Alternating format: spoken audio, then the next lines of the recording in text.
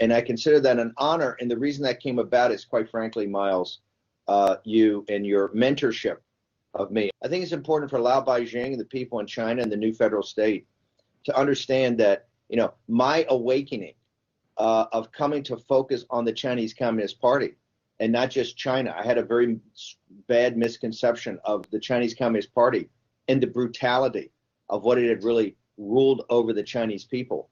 And it was crazy Miles Guo. And on this Chinese Lunar New Year Eve, I want to put out a proposition.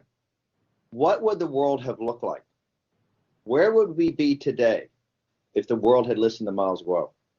At one place we wouldn't be. We wouldn't have a worldwide pandemic that's destroyed the world's economy, has millions of people dead, has people in China have suffered immeasurably. We don't even know how much they've suffered, what we've heard from Wuhan.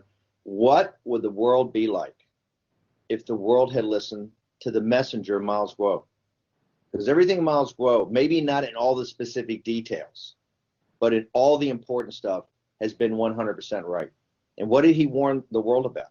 He warned the world that you had a murderous dictatorship that controlled Beijing.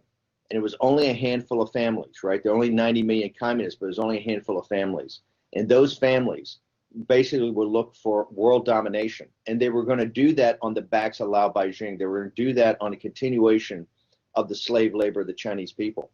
But their concept was to corrupt the world's elite, to influence peddle the world's elite, to money launder to the world's elite, and to basically buy off the world's elite. So the world's elite would be their junior partners, right? The world elite would kowtow to them.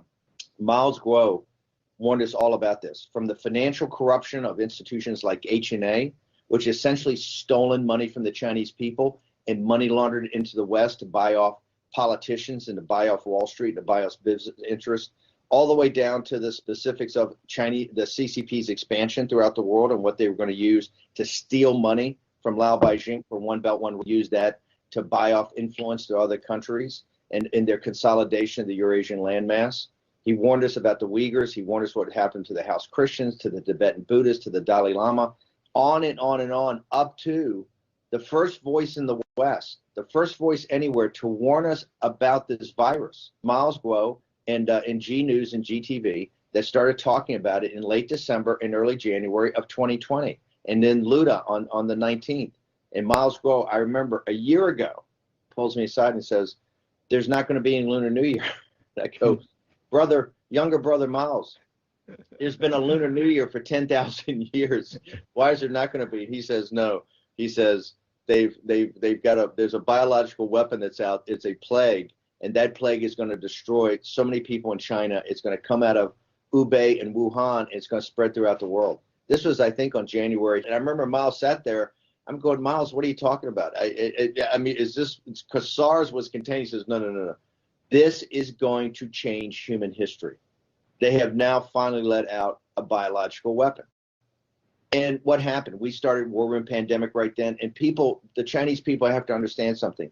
I was mocked and ridiculed by all the geniuses in New York and Washington, D.C. And people sat there and go, you're crazy. You're listening to that crazy. You're listening to your buddy, your friend, crazy Miles Guo. He's a crazy man. And I go, Miles Guo has been right on everything, right? Everything. From H&A to the death of the H&A chairman to all the corruption coming out of China to their expansion, every move on Hong Kong. I sat there in Hong Kong. He called everything. I said, he's never been wrong on anything important. Now, he gets a little crazy sometimes, stuff, but he's never wrong. And I said, he's not wrong on this. I'm going to bet the farm. If I had listened to Miles Guo and evidence-based, where would the world be today? Would the world's economy be destroyed? Would the balance sheets of all the countries of the world be destroyed? You have to remember something. The working through of this biological weapon that came out of a gain-of-function experiment in Wuhan is going to this is going to be 10 or 20 years for us to work through this. This is not going to go away anytime soon, even with vaccines and all that. The economic destruction, the suffering of this. And the greatest suffering we don't even know about. Why don't we know about? Because it's the Chinese people in Wuhan and Hubei and other provinces. The world has no earthly idea what's going on.